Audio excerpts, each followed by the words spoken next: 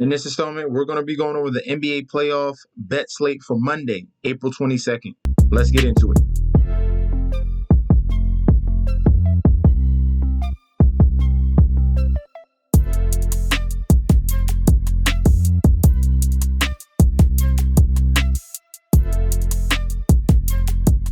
Hey, yo! Welcome back to the channel. It's your boy Chef D, and I'm here to give you the winning ingredients for our April 22nd Monday slate of playoff basketball.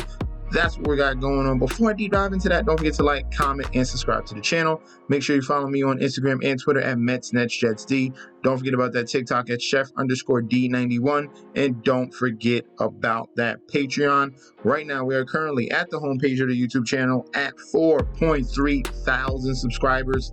You guys are doing phenomenal. Guys showed up in that Sunday video with 5.3 thousand views. And it was a good thing you guys showed up in that particular video because we were on fire. On fire.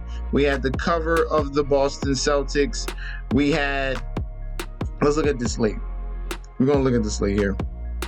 Cover the Boston Celtics. We had the Clippers. I told you the Clippers +3. I gave you guys the Milwaukee Bucks as well. And then hopefully hopefully the Thunder can hold on. And that'll be a clean sweep for Sunday. And on the Patreon, I don't want you guys to miss out. We were on fire. Damian Lillard cleared that 30 points in the first half. He cleared the 5 threes in the first half. Bobby Portis got 15 points. The only one that did not come through was Jason Tatum. That's it. Derek White hit his 3 threes, and Ivica Zubac got his double-double. So we were on fire on Sunday. Make sure you guys are not missing out on these opportunities. Guys, if you're already subscribed, please continue to like and comment. That helps the YouTube algorithm. If you're not subscribed, I'm giving you an example why you should join the community now on YouTube and join the community now on Patreon as well, because we are putting out great picks. So sign up right now. That link is provided down below. First game up on Monday, we have the Orlando Magic 47-35 going up against the Cleveland Cavaliers 48-34. This is game 2 here between the 4-5 matchup between these two teams here. Looking at the current odds, we have the Cleveland Cavaliers at a -225 on the money line, with the comeback of the Orlando Magic at a +180. The current point spread is at a 5.5, and the current total is at 202.5.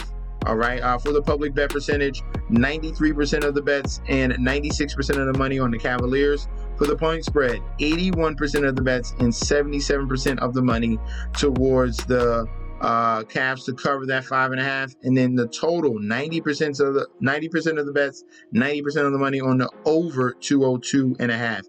People are slamming that over yet again, even though that under hit yet again in game 1. These two teams here are very strong defensively, especially Orlando. They were number 1 in the league for the entire regular season. And the Cleveland Cavaliers, they have a very stout front court there, where you got the Twin Towers and Evan Mobley and Jarrett Allen, okay?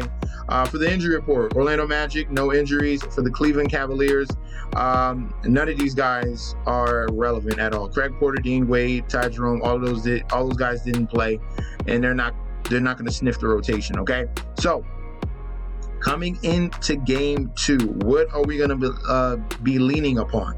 All right, if we look at game 1, there's one thing something that they can't fix, and it's glaring. So, the Orlando Magic, I was very curious. If you're looking at their starting 5, they started Jonathan Isaac and Bachero and Wagner. So, those are like your power forwards type. They don't have a true center. All right, Jonathan Isaac is technically a small forward, really. Yeah, I don't know what happened. He had like some small growth spurt. Now they're using him as a center. He has great length, but he has no mass. He has absolutely no mass. And that's going to be the issue here for the Orlando Magic. If we're looking at the Cleveland Cavaliers, they dominated them on the boards. Evan Mobley, 11 rebounds, 9 defensive rebounds, 2 offensive rebounds. Jarrett Allen had 18 rebounds, 15 defensive rebounds, 3 offensive rebounds. These second chance opportunities are killers, especially if you got these three-point shooters knocking down threes, and Darius Garland and Donovan Mitchell. All right, so it does not bode well for two defensive teams anyway. And then you're giving the opportunity for the Cleveland Cavaliers to have a second chance in certain scenarios. It does not look well for them. I do not like them. This young team here in game 2 on the road. I think if Orlando has a shot, they're going to have to get something cooking at home in Orlando. So for game 2 here, give me Cavs money line minus 225. I think that's a lock. I even like the Cavaliers to cover that 5.5, so I'll even post that as well.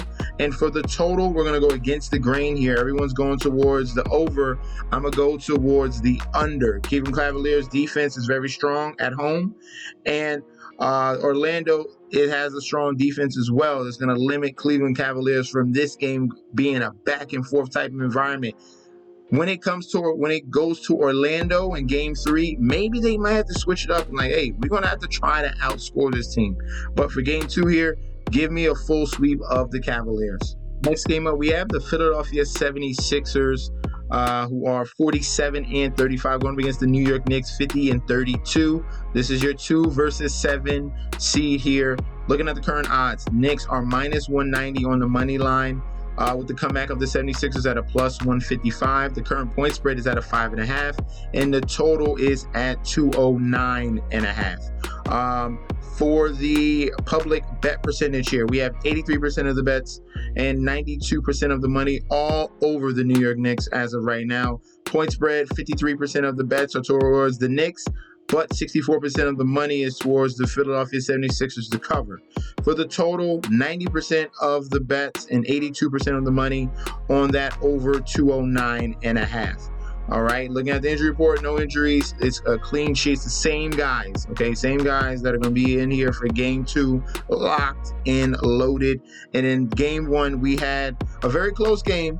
Dominant first half by Philadelphia, but the injury scare of Joel Embiid allowed the New York Knicks to pull out and take a lead, but Embiid coming back gave them a little bit of a juice. He was playing a little bit tentative, and it wasn't enough for the Philadelphia 76ers to take game 1. All right, so now in game 2, one of the key factors here, looking at game 2, and this is playoff basketball.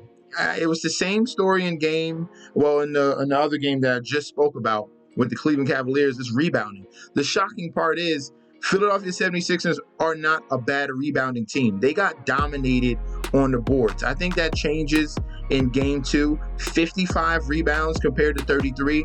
That can't happen again. 22 rebound difference, and you have Joel Embiid, and you got other guys, Paul Reed, Tobias Harris, guys that can really crash the board. I think that changes in game 2. That's a huge discrepancy. The fact that the Knicks are shooting 45% from the three-point line, that's not like them either. So what I'm going to be going towards here, I think Philadelphia 76ers are the better team anyway. If Joel Embiid did not have that scare, the 76ers were en route to putting a stomping on the New York Knicks. All right, Joel was getting cooking. He was getting comfortable and dominating the New York Knicks. They need to force the ball down low to Joel Embiid as long as he's healthy for. All right, he's playing, then we got to roll with it. I can't just be fading people just because he might get hurt. Anyone could get hurt. So he's playing. We're going to roll with him. I love the 76ers, okay? So give me that plus 5.5. I'll take the points. If you're willing to take the money line, you can. But give me the points in a game that I think is going to be very tightly contested coming down into that fourth quarter. And let me rely on the 1-2 punch of Embiid and Tyrese Maxey over the New York Knicks one-hit wonder here in Jalen Brunson. All right, if you want to bank on a Josh Hart 3, you can if you want to. I'm going to be on the side of the Philadelphia 76ers in this game, the team that I think is the better team anyway. So give me the plus 5.5 on the point spread for the 76ers, and give me the over 209.5. All right, I think the 76ers shoot better from that three-point line as well, and this total goes over 209.5. Last but not least, we have the LA Lakers 47-35 going against the Denver Nuggets 57-25. Looking at the current odds here for the Denver Nuggets at home, minus 300 on the money line here with the comeback of the LA Lakers at a plus 240. The point spread is at a 7.5, and the total is at 223.5. All right, for the public bet percentage, Money line here, bets, 86% of the bets, 84% of the money on Denver Nuggets, all over the Denver Nuggets. Point spread, 59% of the bets, 56% of the money on the Nuggets to cover that 7.5. And for the total, 87% of the bets and 84% of the money towards the over 223.5. All right. Injury report, same issue here. Well, same, that's not even an issue, but same thing. Lakers, Nuggets, clean injury report. Same guys that were playing in game 1 are going to play in game 2. All right. Game 1 went the way of the Denver Nuggets. They pulled away late. Technically, it was 1 quarter. All right. For the LA Lakers, they played phenomenally in that first half. They had full control. They had a double-digit lead. It was great basketball and intensity that we saw from the LA Lakers. Great ball movement. They literally messed up in the third quarter. Early in that third quarter, allowed the Nuggets to pull away, and then they could not play catch up, especially if you're not hitting your threes. The main culprit here was D'Angelo Russell. That is not like him to shoot 1 of 9 from that three-point line. He was shooting 42% from the three-point line. He was right behind Grayson Allen in the regular season of three-point shooting percentage. So we need a bounce-back game from D'Angelo Russell here for them to cover this number at 7.5. And we understand with LeBron James, he usually takes game 1 as a download. This is how LeBron does it. He downloads information game 1. Game 2, they're gonna bring all their majority of their switches. They're gonna bring it to game 2 because they definitely want to steal a game and take home court advantage before going home. We've seen this numerous times with LeBron James. So, looking at this line here, I'm going to be taking the point spread at 7.5. I think this game is going to be much closer. They had a great game plan in that first half. They literally messed up in that third quarter and couldn't catch up. I think they're going to be locked and loaded for game 2 here. Give me the plus 7.5 for the Lakers. Give me the under 223.5. I think it's going to be a very defensive game here. That's the only way you can beat Denver. Play better defense. The Lakers have great defense. They've shown it all year long. They've been very good offensively, being top 3 in the league with offense efficiency. And the key component here with the Lakers is they know how to play lockdown playoff D. So under 223.5 and give me the plus 7.5 for the Lakers. All right. So those are going to be our selections for Monday, April 22nd. Let me know in that comment section down below. Who do you think is going to prevail? Do you agree with my suggestions? If not, let me know in that comment section down below. Throw some props down there as well. Let's get a conversation going down there like we usually do.